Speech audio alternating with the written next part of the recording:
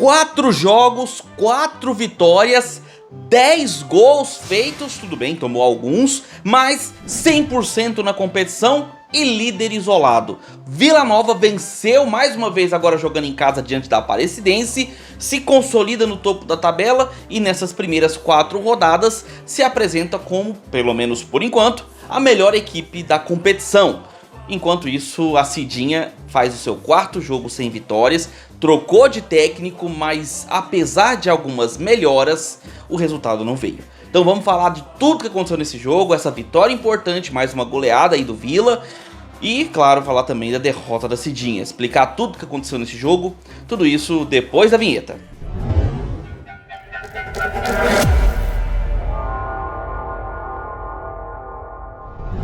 Fala aí, seus torcedores que precisam defender um título. Sejam bem-vindos ao canal, meu nome é Victor Gader. Já chega deixando o seu like, se inscrevendo no canal se você não for inscrito. Marca o sininho para receber notificações quando sair um vídeo novo no canal. Peço também que você compartilhe esse vídeo com seus amigos, para que outros torcedores também recebam essa análise assim como você. Faz aquele pacotão clicando no hypar, comentando ao final do vídeo, tudo aquilo que você já está acostumado, que ajuda demais a nós continuarmos trazendo esses vídeos e fazendo esse trabalho para você aqui na plataforma. Beleza, sem delongas, escalações na tela e falando primeiramente da Aparecidense. Cara, 3 jogos, nenhuma vitória, jogos complicados, começou com um treinador, já mandou embora, já trouxe outro e precisa de mudanças imediatas para o campeonato. A Aparecidense no ano passado brigou contra o rebaixamento e após 3 rodadas segue numa situação semelhante a 2025. Sendo assim, o técnico novo, que começou agora, Augusto Facina, traz a campo o seguinte time. Ele vem com Pedro Henrique no gol, Ivan, Jefferson, Darlan e Luiz Guilherme na linha de zaga, meio de campo formado pelo Lima, Richard e Dourado, na frente Luan, o Marcão, infindável Marcão com seus 40 anos e Bruninho. Visitando o Vila Nova, invicto, 3 jogos, 3 vitórias, e um time que precisava se poupar um pouco. A sequência é muito complicada e mesmo com 3 vitórias, o Vila Nova precisa se poupar, precisa se organizar e pelo menos esse era o pensamento no início desta 4ª rodada. Sendo assim, o técnico Humberto Louser trouxe um time mais mesclado, um time bem diferente do titular que vinha jogando nas últimas 3 partidas. Veio com Ayrton no gol, a linha de zaga formada pelo Elias, o Everton, Anderson Jesus e o Igor, lembrando que o Romano tá contundido. Meio de campo com Marco Antônio, Enzo e o Marquinhos Gabriel. Na frente, o Emerson Urso, esse começando como titular, que pra mim é um reserva de luxo quando está fora. O Rafa Silva começando já como centroavante. E o Rian, os 11 titulares do Vila. E assim, pensando num Vila Nova que começava esse jogo meio que descaracterizado, obviamente se esperava uma queda de produtividade com relação ao entrosamento. Um time que vinha de 3 jogos jogando de uma certa forma, começa o jogo com outro elenco praticamente, muitas mudanças e claro também com outra mescla de estilos de jogos. O interessante é que mesmo com essa mescla feita pelo Humberto Louser, o time se encaixou muito bem. Foi pelo menos isso que deu a entender no primeiro tempo. Você tinha alguns jogadores que destoavam ali, por exemplo, o Igor teve algumas dificuldades, passou alguns perrengues para fazer a marcação. Mas no geral, você tinha, por exemplo, o Emerson Urso, você tinha o Rian, todos eles indo muito bem. E o Rafa Silva relativamente participativo. O meio de campo surpreendendo, com o Enzo bem participativo também, apoiando a criação com o Marquinhos Gabriel. Só que vamos lá, logo no começo do jogo, o Emerson Urso já fez uma falta dura ali pelo lado direito, o que acabou levando até um cartão amarelo, e ficou claro, a Aparecidense não vinha para esse jogo simplesmente para se defender. A ideia dela era contra-atacar ou até mesmo usar possíveis fragilidades do time colorado. E cara, não é que a Aparecidense achou algumas, e eu vou pontuá-las aqui, tá? As bolas pelo lado direito e principalmente a jogada aérea. O Vila Nova sofreu muito com jogada aérea nessa partida. Foram várias as chances que a Aparecidense teve em cruzamentos pelo lado direito. Bolas que passaram raspando a trave ou que o próprio goleiro Ayrton teve que fazer intervenções em grandes defesas que evitaram sair no 0 do placar do lado do Vila. Só que no primeiro tempo o Vila também tinha uma válvula de escape interessante, que eram as jogadas também pelo lado direito, muitas delas vindas dos pés do Rian. Tudo bem que o Emerson Urso, muito participativo também, mais caindo pelo meio, porém o Rian e o Marquinhos Gabriel mais pela direita faziam boas jogadas e construir alguns cruzamentos, algumas boas chegadas do Vila. Porém, as mais perigosas num primeiro momento foram da Aparecidense, com as cabeçadas muito perigosas que a Aparecidense conseguiu. Só que quem fez o gol acabou sendo o Vila. E novamente, com uma chegada de jogadores que mostraram um futebol surpreendente nessa noite. Como o Enzo, que finalizou de fora da área um petardo que pegou na trave. Inclusive, vamos ressaltar a belíssima defesa do goleiro Paulo Henrique, né? Do Pedro Henrique, aliás, fez uma bela de uma defesa. Só que na sequência ela bateu na trave e voltou para o Emerson Urso, muito bem posicionado e já sentindo uma possível lesão ali. Mesmo assim ele conseguiu empurrar para as redes, fazendo 1-0 para o Vila, o que era um balde de água fria para a boa apresentação da Aparecidense naquele primeiro tempo. Não fazia um jogo ruim, só não conseguiu fazer o gol. Continuou bem no primeiro tempo até o final, ali no intervalo, porém saiu derrotado. Inclusive o Vila teve um jogador substituído ainda no primeiro tempo, teve um jogador lesionado, esse foi o Elias, né? O Elias acabou saindo para a entrada do Rainer, e fomos para o intervalo com o Vila ganhando por 1-0. No segundo tempo, a Aparecidense fez mudanças no decorrer do jogo, o Marcão, que provavelmente foi o jogador mais participativo e tentava de todas as formas participar do jogo e aparecer para o ataque. E aí tínhamos alguns jogadores como o Lima também tentando fazer uma boa participação por ali. E a Aparecidense tentava competir. Mas no segundo tempo tivemos um outro ingrediente para a partida, que foi a chuva. Já havia uma chuva fina no primeiro tempo, mas não impedia o jogo de rolar bem. Havia uma parte ali do lado direito, de quem assistia pela TV, né? O lado direito ali tinha uma parte que estava sofrendo um pouco, mas o campo em si estava bom. Porém, na volta do intervalo, a chuva apertou e o campo ficou pesado e com dificuldades de condução de bola. E a Aparecidense, que precisava urgentemente de fazer um gol, de colocar a bola nos pés, não estava conseguindo dominá-la por conta até da situação do campo. Não que o campo do Vila estivesse ruim, assim como foi o problema do campo do Goiás na última quarta-feira.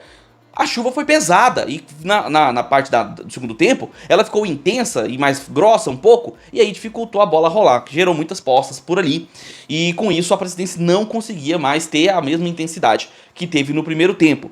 Só que o Vila conseguiu, mesmo com a situação do campo não tão bom assim para condução de bola, o Vila criou algumas chances, e em uma delas o Marquinhos Gabriel, que recebeu um lançamento do André Luiz, ele corta para dentro pro lado esquerdo, cruza com a perna esquerda, que nem é a boa, e atrás da zaga o André Luiz chega, cara, livre, leve e solto, para poder empurrar de peito pro gol, fazendo um belo de um gol, 2-0 pro Vila Nova, um gol assim bonito, inclusive que premia um trabalho muito bem feito do próprio André Luiz. Nunca escondi de ninguém aqui nas análises que ele é um jogador que sempre me deixou com a pulga atrás da orelha. Nunca o vi como um grande expoente ou uma potência para poder apoiar o Vila Nova, para ser um jogador diferenciado, mas desde o final da temporada passada e nesse começo de temporada, ele vem mostrando uma evolução interessante e o gol premiou isso. Ele vem realmente sendo importante e participativo para as jogadas ofensivas do Vila, e com isso conseguiu não só eventualmente dar um passe ou um cruzamento para gol, como nesta noite, nesse jogo, acabou sendo premiado com esse gol, esse belo gol de peito, fazendo 2-0 pro Vila.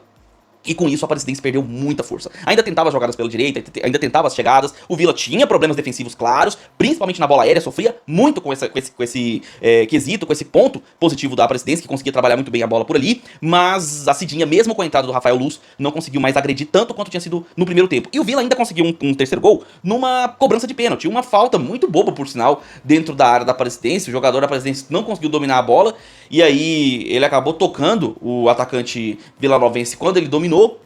E aí com isso o Vila conseguiu um pênalti muito bem cobrado pelo até então melhor jogador do campeonato, o João Vieira. Sim, pra mim, na minha opinião, ele é o melhor jogador do campeonato até aqui. Fez de pênalti mais um gol, além de ter dado muitos passes, né, nesse jogo depois que entrou no segundo tempo. Foi um jogador muito participativo. O segundo tempo foi literalmente dele, né? O comando do meio de campo foi do João Vieira. Ele deu todo o respaldo de bola, tanto na saída de bola, recuperação e parte ofensiva. É um jogador que tem se mostrado muito completo e fez o terceiro gol de pênalti. E depois foi só controlar até o final do jogo pro Vila vencer uma goleada em cima da Aparecidense, que coloca ele líder isolado após a quarta rodada. Um time que ficou 100% até aqui, 4 jogos, 4 vitórias, vitórias boas, mesmo com algumas questões defensivas ainda a serem corrigidas. O ataque do Vila vem se mostrando muito efetivo, perigoso, entrosado, e olha, é um ataque para se ficar de olho, principalmente